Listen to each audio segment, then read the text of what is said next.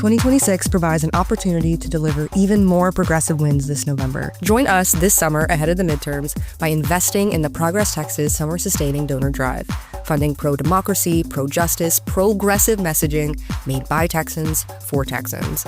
At Progress Texas, we're asking our supporters to become monthly donors, and for those already on the team, to increase their monthly support. Because with your partnership, we can get the message out across Texas in this critical year. We'll thank you with perks for progress. Choose from our exclusive Resist coffee mug, a Progress Texas summer koozie, or a progressive button pack. Plus, you'll get a shout out on the Daily Dispatch.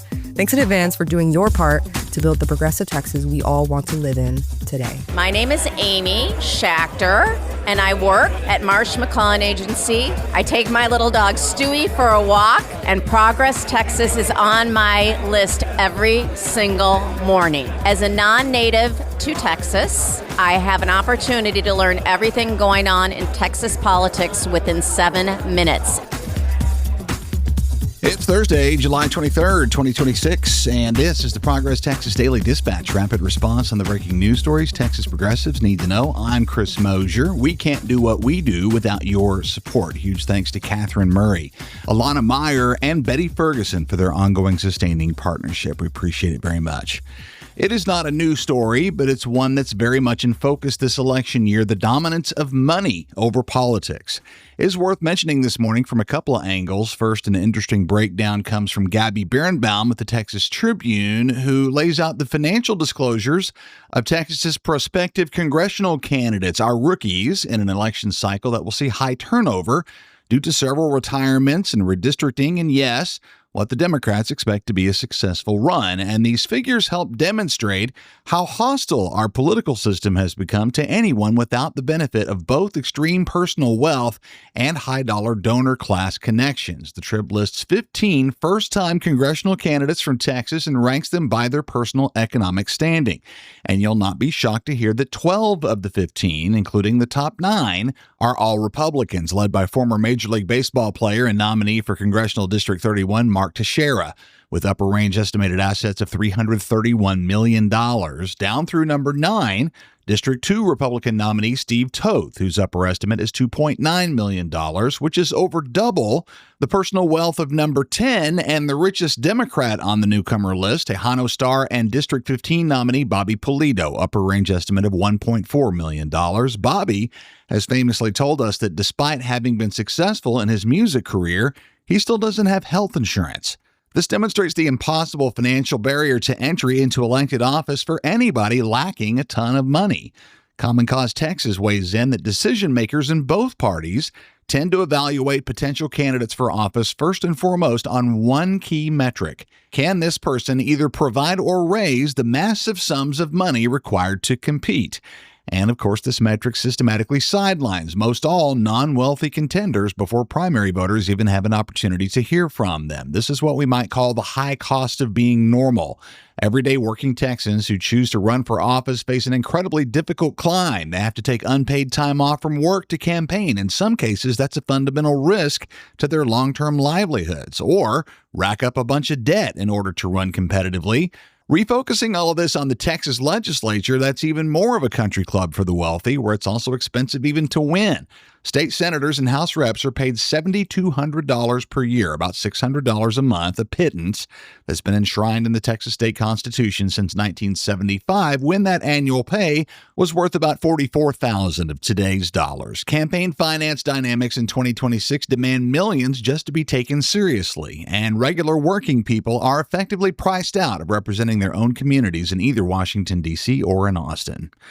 Speaking of that donor class, the richest man in the world and Texas's most troublesome transplant, Elon Musk, is sure not on the sidelines in his adopted home state. Andre Guzman at the San Antonio Express News says Musk has dumped nearly $5 million into Texas Republican campaigns and conservative political action committees this year alone, further highlighting the overwhelming influence of ultra-wealthy mega donors. Some of that nut is in direct contributions to Governor Greg Abbott, Lieutenant Governor Dan Patrick, and Texas House Speaker Dustin Burrows, alongside millions directed to corporate-backed groups like Texans for Lawsuit Reform, a powerful PAC, as you know, dedicated to curtailing the ability of individual citizens to sue corporations, insurance companies, and healthcare providers, the kind of work Governor Abbott himself has supported in the years since he won a windfall decision over his own paralyzing injury. Musk's political investments have also extended to judicial PACs, and you might recall he was behind an extremely goofy effort to topple progressive Travis County DA Jose Garza a few years ago. Elon Musk and folks like him are not shy about buying their way, and in fact, the system is designed for them to freely do so. Paul Krugman, in his morning Substack today, notes that public backlash against the ultra-wealthy is helping fuel the current rise of populism we're seeing in progressive and Democratic circles. As Donald Trump and the Republicans double down on calling Democrats communists, clearly indicating a desperately low reserve of creativity, the GOP seems to be failing to notice a surging and notably bipartisan political reality, a widespread public backlash against the extreme concentration of wealth in the hands of billionaires is underway. A growing number of surveys and studies are showing a firm majority of Americans seeing wealth inequality as a baseline and critical national issue. One poll finding 58% of its respondents identifying billionaires as a direct threat to American democracy. As we said at the top, oligarchic influence in politics is hardly a new thing, but previous generations of hyper-wealthy donors had the manners and wisdom to discreetly launder their money, for lack of a better term, through corporate PACs and think tanks, while they were also making the most of their public philanthropic efforts, the Carnegies, the Rockefellers, the Vanderbilts, yada yada. But today's tech broligarchs, Musk is the poster child, brazenly flaunt their political power, culture war agendas, and financial dominance, showing little but disdain for the normies. And don't even get me started on our Christian nationalist oil billionaire bunch, including Tim Dunn, the Wilkes brothers, and more recently, Texas Tech Board of Regents Chair Cody Campbell, who seems dead set on casting the Red Raiders as the villains of the Big 12. Krugman believes a reciprocal backlash is underway as unabashed billionaire behavior actively fuels grassroots outrage and revitalizes public interest in progressive messaging. Today's fat cats, lacking the foresight and discretion of their predecessors, have sought the spotlight and soon may find it a bit hot for their comfort. Houston listeners, the next episode of our In Progress Roundtable show will come to you on the radio on KPFT 90.1 FM at 6:30 p.m. this evening and every Thursday. It runs a second time every Sunday morning at 11 on KPFT FM HD2. And we're happy to announce that In Progress is soon to join the lineups of Empower House Radio 101.5 FM in San Antonio and KZSM Radio 104.1 FM in San Marcos. With your support, we hope to continue to expand our radio footprint across Texas this year. See the link in the show notes to make your tax-deductible donation to help us reach new audiences via Texas radio. This election year, you can support the real free press by investing in pro-democracy, pro-justice, progressive storytelling delivered by Texans for Texans.